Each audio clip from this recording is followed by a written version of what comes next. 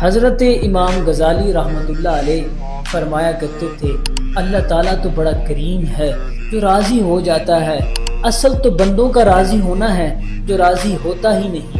ایک چیز دو تو ایک اور مانگتا ہے، ایک ڈیمانڈ پوری کرو تو ایک اور ڈیمانڈ کرتا ہے۔ کہ بندہ اگر کسی مقام پر پہنچ جائے کہ یہ راضی ہو جائے اپنے رب سے اور یہ کہے کہ الحمدللہ، یہ میرے مالک نے جہاں مجھے رکھا ہے کمال ہو گیا۔